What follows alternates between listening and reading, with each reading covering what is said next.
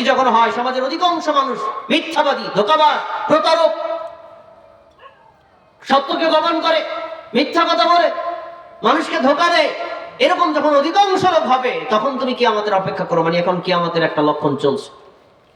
এখন ওই লোকটা বলছে কাইফা ইদাআতুহা, আল্লাহ রাসূল আমানত যে নষ্ট হয়েছে বুঝবো কিভাবে, আমানত নষ্ট হওয়ার লক্ষণ কি?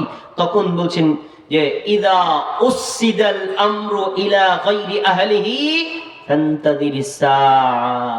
আমার সাহাবী শোনো, তুমি তো গ্রামে বসবাস করো, অত সচেতন নই, তোমাকে জানিয়ে দিচ্ছি, যেই লোকটা ক্ষমতা পাওয়ার যোগ্য না, এমপি হওয়ার যোগ্য না, প্রধানমন্ত্রী হওয়ার যোগ্য না, রাষ্ট্রপতি হওয়ার যোগ্য না, চেয়ারম্যান হওয়ার যোগ্য না, মেম্বার হওয়ার যোগ্য না, সমাজের নেতৃত্ব দেওয়ার যোগ্য না, এই অযোগ্য লোকটাকে যখন ক্ষমতায় বসানো হবে, তখনই বুঝে রাবা আমানত নষ্ট হয়ে গেছে।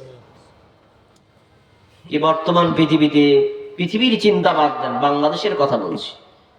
বাংলাদেশে অতীতে যারা ক্ষমতায় ছিলেন, বর্তমানে যারা ক্ষমতায় আছেন, ভবিষ্যতের কথা আল্লাহ ভালো জানেন। অতীত আর বর্তমানের কথা চিন্তা করেন। যারা ক্ষমতায় ছিলেন আর আছেন, এরা মনে হয় দ্বীনের সম্পর্কে অনেক বেশি জ্ঞানী, না? এরা মনে হয় অত্যন্ত আমানতদার, তাই না? এটাই কিয়ামতের লক্ষ্য। আমানত নষ্ট হয়ে যাবে। এই আমানত নষ্ট হওয়া, এটা হলো কিয়ামতের আরেকটা লক্ষণ। অতএব ক্ষমতা যার হাতে দিতে হবে, অবশ্যই দেখতে হবে সে ক্ষমতা পাওয়ার মতো যোগ্য কিনা, সে আমিনুন কিনা, সে বিশ্বস্ত কিনা, সে তাকওয়াবান কিনা। এটা দেখা প্রত্যেকটা মুমিনের জন্য ঈমানি দায়িত্ব। রাসূলুল্লাহ সাল্লাল্লাহু আলাইহি ওয়াসাল্লাম দুইটা হাদিস বলে আলোচনা শেষ করছি, প্রধান বক্তা এখনই চলে আসবেন। ভাইরা আমার, আবু যার রাদিয়াল্লাহু তাআলা আনহু বলেন, কুলতু ইয়া রাসূলুল্লাহ আলা তাস্তামিলুনি।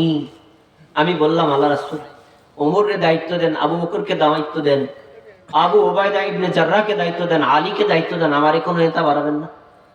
আমার একটা পদ দিবেন না? প্রধানমন্ত্রী, রাষ্ট্রপতি একটা পদ আমাকে দিবেন না? একটা ক্ষমতা আমাকে দেন। রাসূলুল্লাহ সাল্লাল্লাহু আলাইহি ওয়াসাল্লাম বললেন, ইয়া আবু যার ইন্নাকা দাঈফুন। আবু যার, তুমি দুর্বল হৃদয়ের মানুষ, জেনে রাখো, ওয়া ইন্নাহা আমানাতুন। পদ পাওয়া, ক্ষমতা পাওয়া, পদে যাওয়া, এমপি হওয়া, মন্ত্রী হওয়া, রাষ্ট্রপতি হওয়া, প্রধানমন্ত্রী হওয়া, মেম্বার হওয়া, এলাকার কোন মাতব্বর হওয়া, এটা একটা আমানত। এখানে দুর্বল ব্যক্তিরা গেলে আমানত রক্ষা করতে পারে না। সবল, সতেজ, সক্ষম, সুঠামদেহী, শক্তিশালী, প্রভাববান ব্যক্তি থাকতে হয়, প্রতাপশালী ব্যক্তি হয়। দুর্বল